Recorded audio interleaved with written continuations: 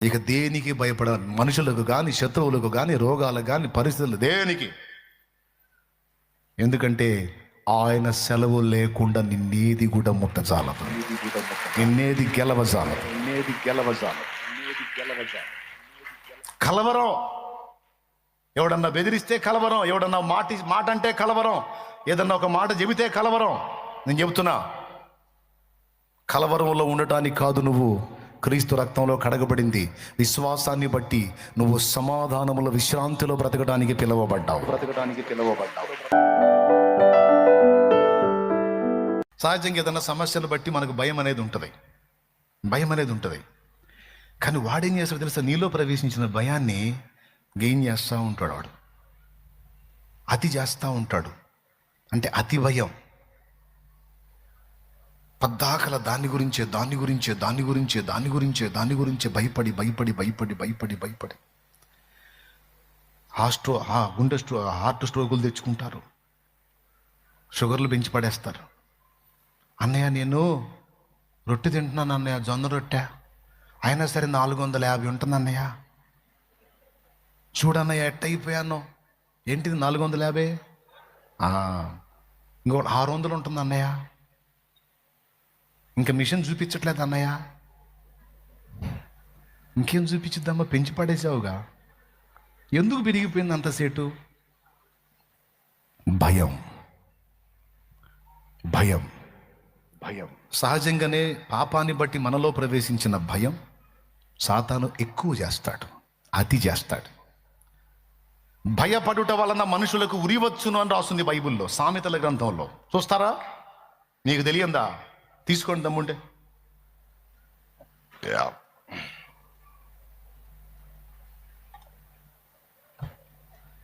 మీకు ఆలస్యం అయిద్దాం, నేను చూపిస్తాలే.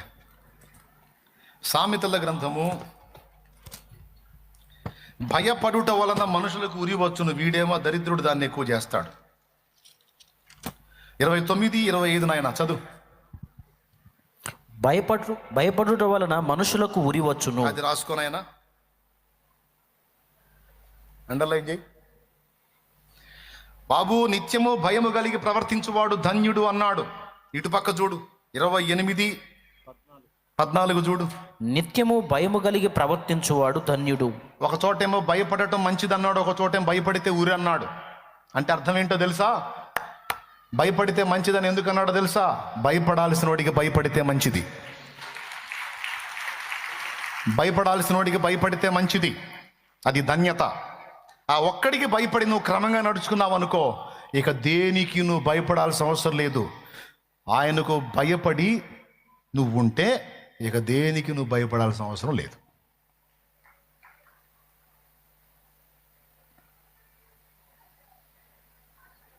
ఆగిపోయినాయా? సరే, ఈసారి వారం చూద్దాం. వాళ్ళు కూడా పగబట్టారు. సైతాన్ గాడి గుట్లన్నీ బయట వేస్తున్నాయి కదా, చచ్చిపోతున్నాడు ఆడు అల్లాడి. ఆడు చచ్చినా సరే వదిలిపెట్టేది లేదు. ఈ వారం కాకపోతే ఇంకా 4 వారాలు సరే, 20 వారాలైనా సరే ప్రొలాంగ్ చేసి మొత్తం వైనంగా చెప్పి అప్పుడు వదులుతాను నేను. దేవునికి స్తోత్రం కలుగును గాక. హల్లెలూయా. అతి చేసి మనల్ని దెబ్బ కొడతాడు బిడ్డ, గుర్తుపెట్టుకో. దేన్ని కూడా అతి అల్లనీయొద్దు. దేవుడు ఏం చెప్పాడు? నీవు ధైర్యముగా ఉండాలి, సంతోషంగా ఉండాలి, నిబ్బరముగా ఉండాలని దేవుడు చెప్పాడు. కానీ నువ్వు చిన్నదానికి పెద్దదానికి, ప్రస్తుతాన్ని, పరిస్థితిని గురించి, భవిష్యత్తుని గురించి, రకరకాల విషయాలను గురించి భయపడటం ఎక్కువైపోయింది. ఈరోజు భయపడటం వల్లనే రకరకాల జబ్బుల పాలవుతున్నారు. బీపీ తీవ్రంగా పెరిగిపోతుంది, గుండెపోటు సమస్యలు వస్తున్నాయి, షుగర్ సమస్య పెరిగిపోతుంది, ప్రెషర్, భయం, కిడ్నీలు డ్యామేజ్ అవుతున్నాయి, లివర్ డ్యామేజ్ అవుతుంది, బ్రెయిన్ స్ట్రోక్లు వస్తున్నాయి. తీవ్రమైన ఒత్తిడి గురి కావటం వల్ల రోగాల బారిన పడుతున్నాడు. ఎందుకు? భయం. దేవుణ్ణి బట్టి దేవుడు ఏం చెప్తున్నాడో తెలుసా? నన్ను బట్టి నీవు ధైర్యంగా ఉండాలి. ఒక మాట చెప్తా, విశ్వాసము భయము 2 కలిసి కాపురం చేయవంట. విశ్వాసము భయము 2 కలిసి ఫ్రెండ్షిప్ చేయవంట. విశ్వాసము భయము 2 కలిసి ఒక ఇంట్లో ఉండవంట.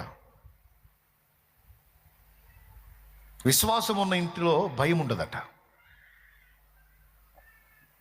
అంటే అర్థమైందా మీకు? విశ్వాసం ఉన్న వ్యక్తికి భయం ఉండదు. నువ్వు భయంలో బతుకుతున్నావంటే దేవుని విశ్వసించట్లేదు అని అర్థం. నీలో విశ్వాసం అనేది తగ్గుముఖం పట్టినప్పుడే భయం పెరుగుతూ ఉంటుంది. విశ్వాసం అనేది నీలో పెరుగుతూ వచ్చిందనుకో, భయము నీ కాంపౌండ్ అవతల ఉంటుంది.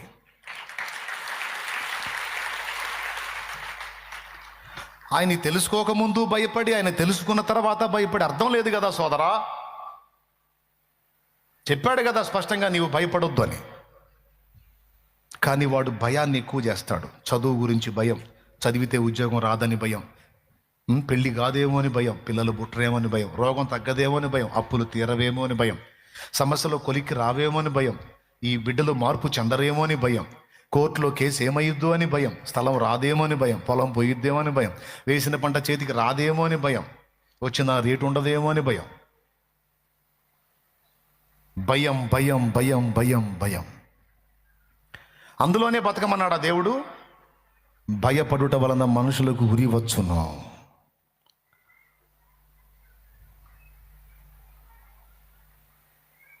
సెకండ్ షో సినిమాకి వెళ్ళి ఒకడు ఊరికి వెళ్తున్నాడు. ఊరు బయట శ్మశానం ఉంది, శ్మశానం పక్కన ఒక ఇల్లు ఉంది. ఆ ఇంట్లో నైట్ ఎట్టిన కరెంటు పోయేసరికి వాడు ఇంట్లో ఉంచి ఆ శ్మశానంలో సమాధి మీద కూర్చొని ఇసురుకుంటున్నాడు. ఈ సెకండ్ షో సినిమా పోయి వస్తానే ఆ శ్మశానం దగ్గర రాగానే అనుమానంగా వస్తున్నాడు. వీడు దయ్యాలు ఉంటాయని. కొంచెం ముందుకు రాగానే ఊరు ఎంట్రన్స్లో వచ్చేటప్పటికి వీడు సమాధి మీద కూర్చొని ఇసురుకుంటున్నాడు. ఆ చీకట్లో మనిషి కనపడుతున్నాడు, ఇసురుకోవటం అర్థమవుతుంది. వీడు అడిగాడు, ఏమిటి ఎక్కడ కూర్చున్నావు ఏంది అన్నాడు అనుమానంగా. వాడు అన్నాడు, లోపల ఒక్కబోస్తుంది అందుకని బయటకు వచ్చి ఇసురుకుంటున్నా అన్న. ఇక అంతే, ఆ మాట పూర్తి కాకముందు వీడు పరిగెత్తాడు. ఉన్నపాటు నీడు పరిగెత్తేసరికి ఈడు ఎంటబడి వాడు పరిగెత్తాడు. ఏంది వీడికి ఏం కనపడిందో అని. పరిగెత్తి పరిగెత్తి పరిగెత్తి ఆ దరికి చేరారు. ఈడన్న మాటకు భయపడి వారు పరిగెత్తితే వాడు పరిగెత్తుతున్నాడు, నా వెనక ఏం కనపడింది, ఈడు పత్తా లేకుండా పరిగెత్తాడు. ముందే శ్మశానం కదా. చివరిగా ఆ దరికి పోయేసరికి కలుసుకున్నారు. ఏందిరా నువ్వా? నేనే. ఏది అంతలాను పరిగెత్తావంటే, మరి నేను అడుగుతున్నప్పుడు నేను ఫలానా వాడిని అని చెప్పొచ్చుగా. నువ్వు లోపల ఒక్కబోస్తుంది బయటకు వచ్చి ఇసురుకుంటున్నానంటే నువ్వు సమాధిలోంచి బయటకు వచ్చి దెయ్యాలువేమో నేను పరిగెత్తాను. ఊరి నీ తెలివి తగలే ఏడిసినట్టుంది. నువ్వు పరిగెత్తు, నేను పరిగెత్తు. భయం ముందే అలజడి.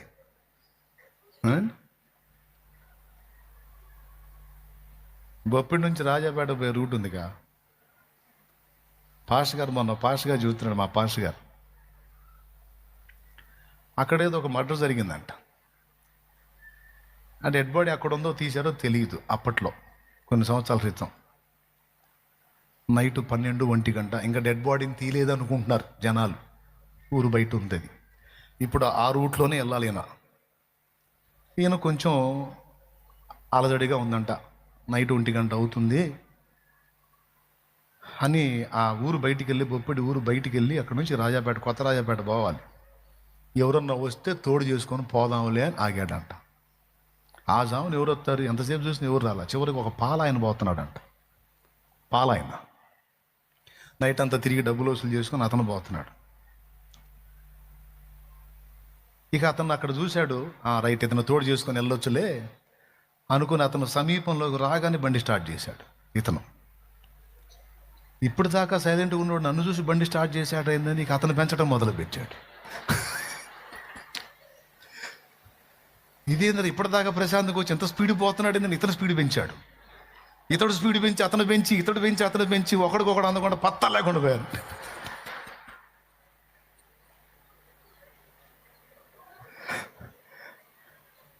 దేవునికి స్తోత్రం కలుగును గాక. హల్లెలూయా. ఏమర్థమైంది మీకు? ఏం తోడు ఉంటాడని ఈయన ఆగాడు భయం కొద్దీ. నన్ను చూసి స్టార్ట్ చేశాడు ఈడు ఊట అని చెప్పని ఆయనకి భయం కలిగి ఆయన పరిగెత్తాడు. ఆగితే పట్టుకొని కొట్టి డబ్బులు చేసుకుంటాడేమో. ఇట్లాగా కొంచెం భయాన్ని బట్టి కొన్ని జరుగుతుంటాయి. ఇవన్నీ మీకు ఎందుకు చెప్తున్నానంటే మనిషి హృదయంలో ఉన్నటువంటి భయము రోగాలకు గురి చేసిద్ది, మనశ్శాంతి లేకుండా చేసిద్ది బిడ్డలారా. ఈరోజు టైం చూసుకోవద్దని చెప్పా, వదిలేస్తారు కదా, టైం పట్టించుకోరుగా ఈరోజు. రైట్. అతి భయం అవసరమే, కానీ దేవుని మీద మాత్రమే. ఇక దేనికి భయపడ, మనుషులకు కానీ శత్రువులకు కానీ రోగాలకు కానీ పరిస్థితులు దేనికి.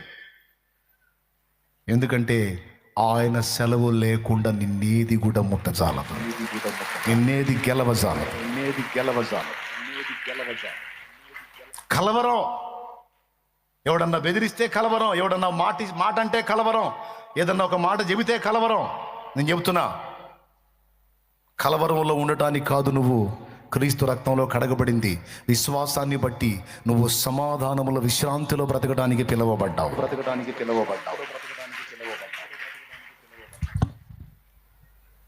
ఇంక లేచి నిలబడండి.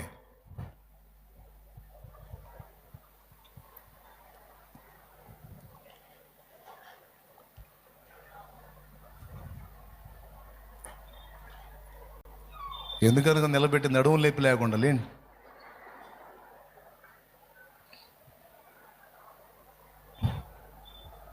ఇందులో ఉండొద్దని చెప్పాడు దేవుడు. భయపడుట వలన మనుషులకు ఏమొచ్చును? ఉరి. భయపడితే తప్పేందన్న అంటారు కొంతమంది. భయపడితే పోతావని చెప్తున్నాడు దేవుడు. మరి ఏం చేయాలా? నన్ను బట్టి ధైర్యం తెచ్చుకో. నువ్వు భయపడితే నాకు భయపడాల్సిందే, కానీ ఇక దేనికి ఎవడికి ఏ కారణాన్ని బట్టి కూడా నువ్వు భయపడాల్సిన అవసరం లేదు. నేను నీకు తోడుగా ఉన్నాను అంటున్నాడు. ఎవరు నీకు తోడుగా ఉన్నారు? తుఫాన్లు ఎన్ని ఎదురైనా, పెనుగాలు ఎన్ని ఈడ్చి కొట్టినా, ఆయన నీ దోన్లో ఉన్నంత వరకు నీ దోనె మునకకు గురి కాదు. ఆయన అంటాడు, ఎందుకు భయపడుతున్నావు? నా దగ్గరికి వచ్చి కూడా ఇంకా నువ్వు భయంలోనే, కలవరంలోనే ఉన్నావా? నీకు ఇంకా నమ్మకం కుదరలేదా?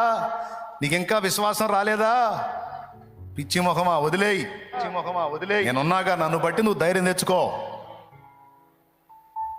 ఈ అతి అనేది ఏ విషయాల్లో చేస్తాడో ఈసారి చెబుతా, ఎందుకు హడావుడిగా వింటాం.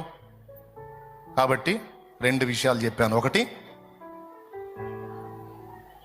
బుద్ధిహీనత, రెండవది అతి. అతిలో నంబర్ 1 వచ్చింది ఏది? భయం. ఈరోజు దేవుని బట్టి మీకు ప్రేమతో చెప్తున్నాను, భయపడొద్దు బిడ్డలారా. సమస్యలు ఏవైనా కావచ్చు, శ్రమలు ఎన్నైనా కావచ్చు, అన్నిటిని అధిగమింపజేసి నువ్వు అడిగిన దానికంటే, ఊహించిన దానికంటే ఉత్తమమైన స్థితికి చేర్చగల దేవుడు నీకు తోడుగా ఉన్నాడు. ఇది నమ్మాలి నువ్వు. నువ్వు ఆలోచిస్తే మనుషుల గురించో, శత్రువుల గురించో, సమస్యల గురించో కాదు.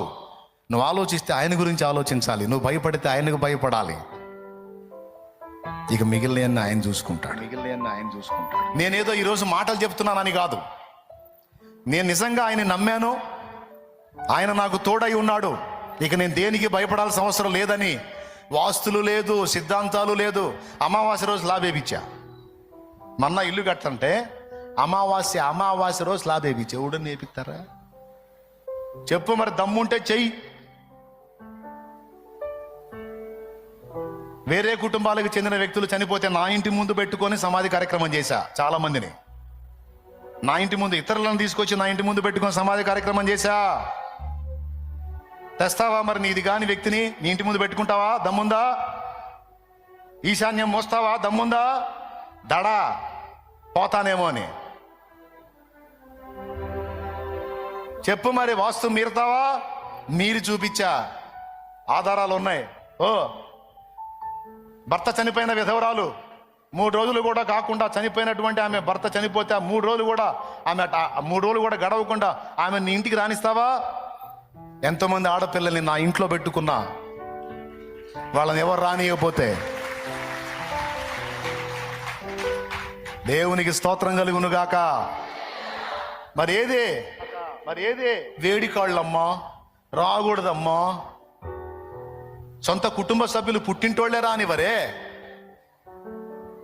దేవుని కృపను బట్టి నా ఇంట్లో పెట్టుకున్నా, నా ఆడపిల్లలో ఒక ఆడపిల్లవు తల్లి ఉండని. ఏం కాలేదే. దాదాపు 18 సంవత్సరాలుగా ఈ పని చేస్తా ఉన్నా. నా తండ్రి నన్ను ఆశీర్వదించాడు, కానీ శాపానికి అప్పచెప్పలేదే చెప్పు. ఎయ్యి నీ సిద్ధాంతాలు. విధవరాలు ఎదురొస్తే మా అమ్మ వెనక్కి పిలిచిది నన్ను, బాయ్ రారా అంటది.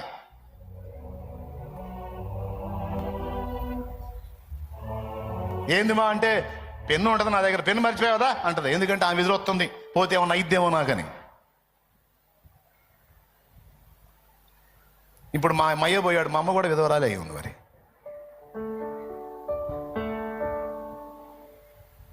చెబుతున్నా, తర్వాత తెలుసుకొని మారిందిలేండి. అంటే సిద్ధాంతాలు అలాగ ఫాలో అయ్యి, ఆచారాలు ఫాలో అయ్యి ఏం జరిగిద్దో విధవరాలు మనిషి కాదా? ఇంకొక విచిత్రమైన మాట చెప్పనా? భర్త బతికున్న స్త్రీ పక్కన భర్త ఉంటాడు, భర్తను కోల్పోయిన విధవరాలి పక్కన దేవుడు ఉంటాడు.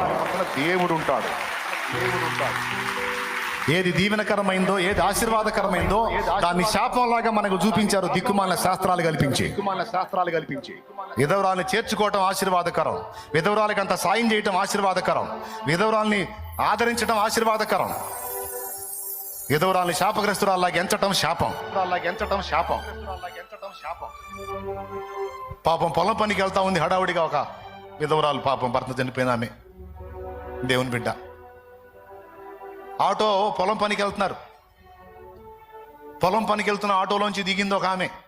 దిగి డైరెక్ట్గా ముఖం మీద అంది, దరిద్రం ముఖం వేసుకొని శుభమా అంట పొలానికి పోతుంటే మాకు ఎదురుగా రాకపోతే కథ తొలగొచ్చుగా, ఏడాడి మందంతా ఎందుకు పడతారో ఏమో అనుకుంటా ఎక్కింది. ఆ మాటని చివుక్కు మంది ఈ విధవరాలి హృదయం, అబ్బా అని. మరి ఏం చేయాలా? నీ కోసం ఇంకొకళ్ళ కోసం తొలుగుతా పోతే మరి ఆమె పొలం పని చేసుకోవద్దా? ఆమె కడుపు నింపుకోవద్దా? కానీ చూటిపోటి మాటలతో ఆ బిడ్డను గాయపరిచింది, ముఖం మీదనే అనేసింది. ఏమల్లా ఆ దీనరాలు పాపం, దిక్కులేని స్థితి కదా పాపం, తనే కష్టం చేసుకోవాలి, భర్త లేడు, మరి ఏడ్చుకుంటూ వెళ్ళిపోయి. ఈ మాట పలికిన మనిషి సాయంత్రం ఇంటికి వచ్చేసరికి, ఇంటికి ఇంట్లోకి వెళ్ళింది. వాష్రూమ్కి వెళ్ళాడు భర్త, పోయినోడు పోయిన దగ్గర అవుట్. అదే రోజు 24 గంటలు గడవక ముందే అదే రోజు సాయంత్రానికి వైధవ్యం ప్రాప్తించింది ఆమెకి, విధవరాలైంది. జాగ్రత్తగా ఉండాలి మనం. దిక్కుమాలిన శాస్త్రాలు, ఆస్తులు, అది ఇది అని పెట్టుకొని, ఆచారాలు పెట్టుకొని పనికిమాలిన వాటన్నిటికీ భయపడొద్దు. ఒక దేవునికే భయపడాలి. దేవుడు నీకు తోడుగా ఉంటే ఏవి, ఎక్కడ, ఏది, ఎవడు ఏ ప్రయోగం చేసినా, ఏ వాస్తు తేడా ఉన్నా, ఏది ఉన్నా నీకేమి కాదు. నువ్వు బాగుంటావు, వర్ధిల్లుతావు. ఎంతమందికి అర్థమైంది? అతి చేయొద్దు, కలవరంలో బతకొద్దు. దేవుని యందు విశ్వాసం ఉంచారు గనక ధైర్యంగా ముందుకు కొనసాగండి. నా తండ్రి సెలవు లేకుండా నిన్ను ఏది ముట్టదు. ఎంతమందికి విశ్వాసం ఉంది? రైట్.